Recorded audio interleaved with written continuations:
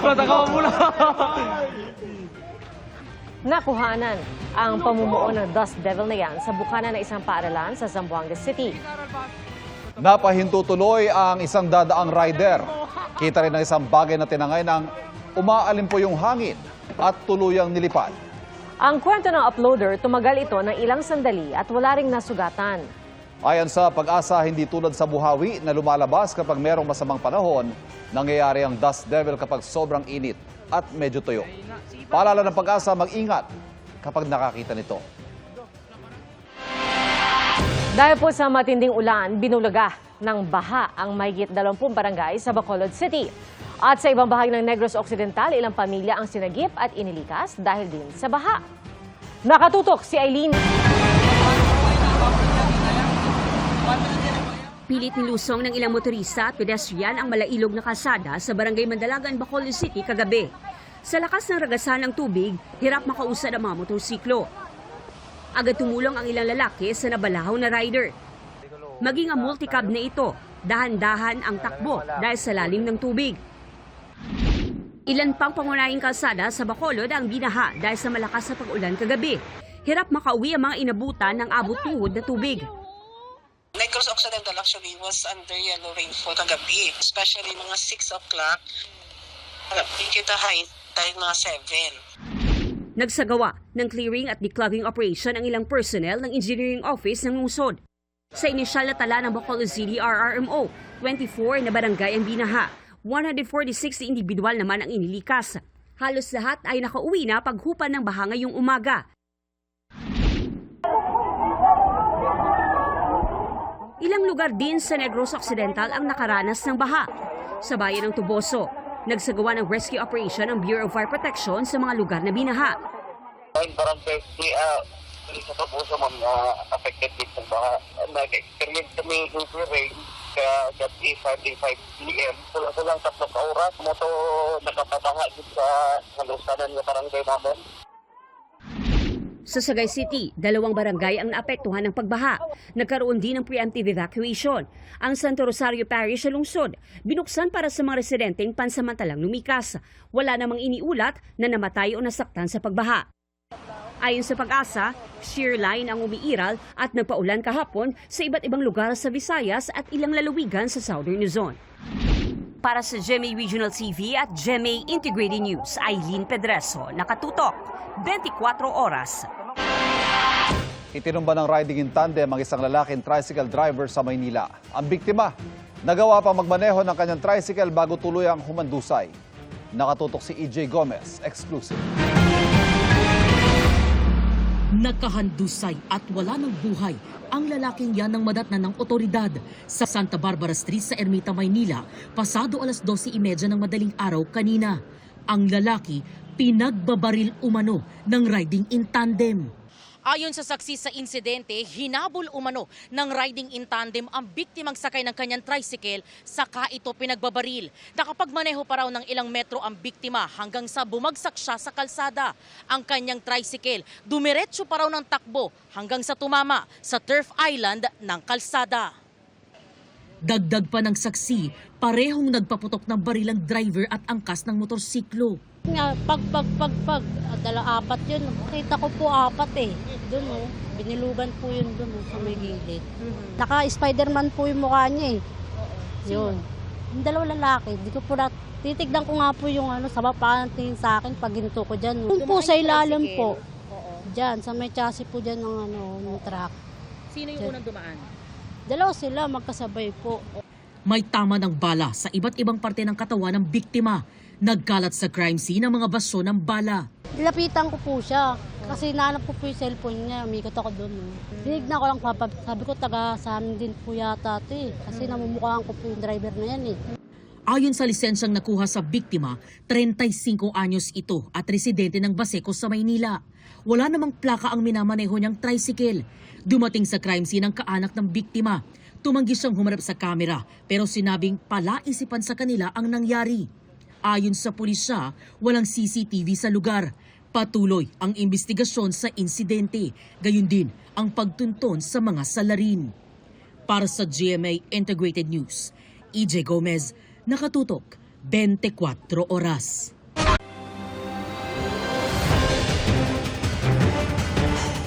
Literal na in bloom o in full bloom ang Baguio City sa pagbubukas ng Panagbanga Festival 2026. Ang kanilang makulay na selebrasyon silipin sa live na pagtutok ni Jasmine Gabriel Galvan. Jasmine! Ivan, dagsa ang mga turistang nakisaya sa grand opening day ng Panagbanga Festival 2026.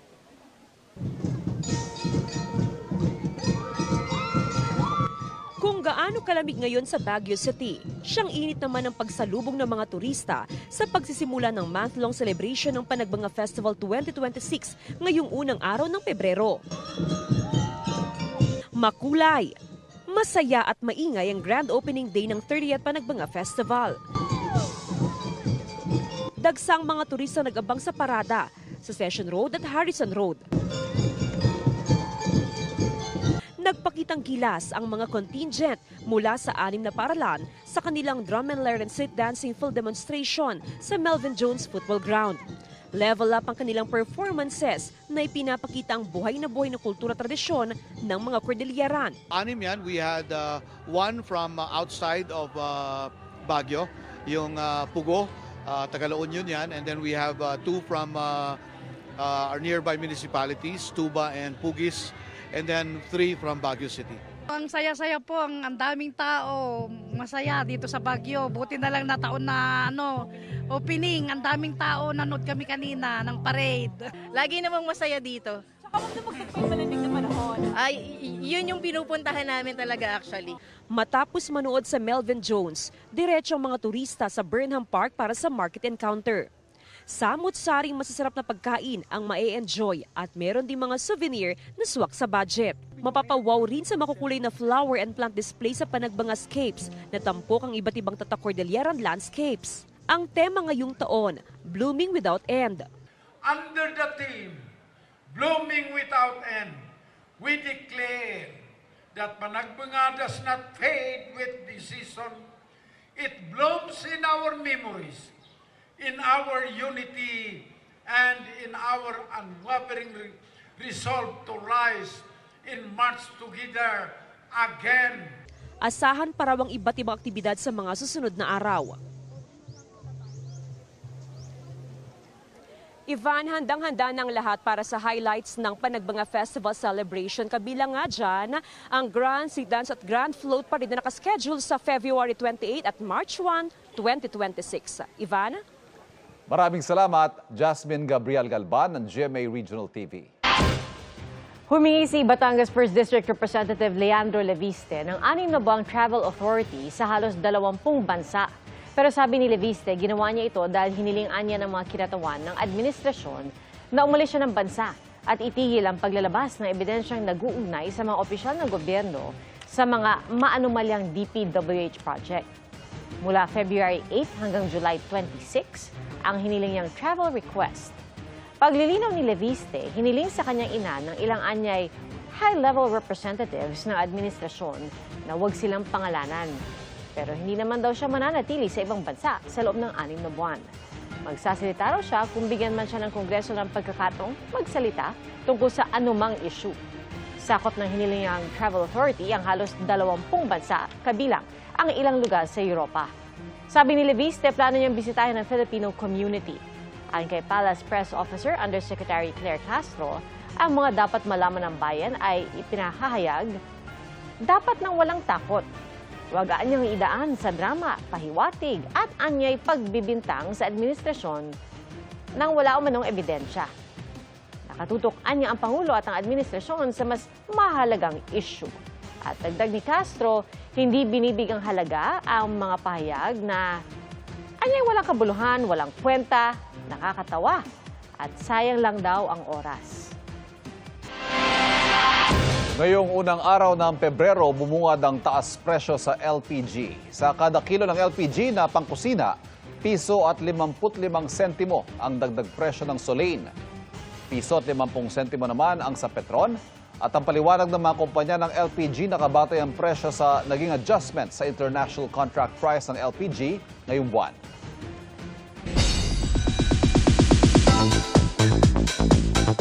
Pinoy Pride, itinanghal na Grand Champion sa International Singing Competition ng Veiled Cup Korea si sparkle artist Arabel de la Cruz. Pinatunayan ni Arabel aka Laguna Diva na world-class ang talento ng Pinoy matapos daigin ang mga pangmalakasang singer mula sa iba't ibang mga bansa. Pinusuan at hinangaan ng netizens at judges ang kanyang power performance sa awiting Feeling Good. Bago nito, nakilala ang husay ni Arabel bilang first runner-up sa The Clash 2025. Family first ang mantra ni Sangre Danaya Sanya Lopez ngayong 2026. Habang si Sangre Pirena Glyza de Castro nasa Europe para sa kanyang kauna-unahang International Film Festival. Narito ang aking chika.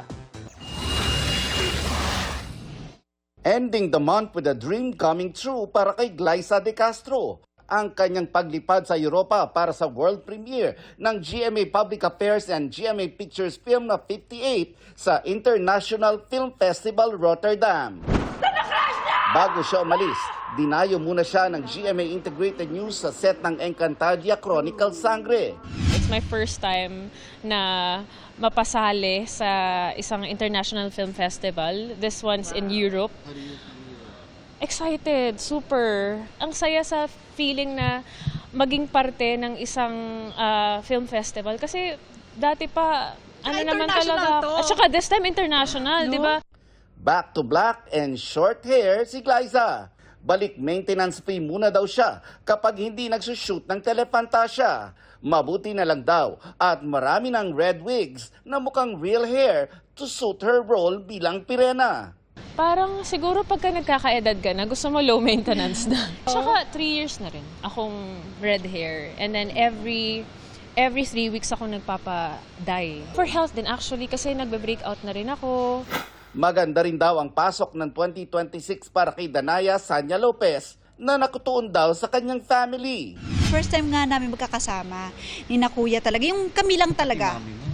Kuya ko, mami ko, ako. First time na mag-usap-usap kami, very intimate na nag-open kami sa isa't isa.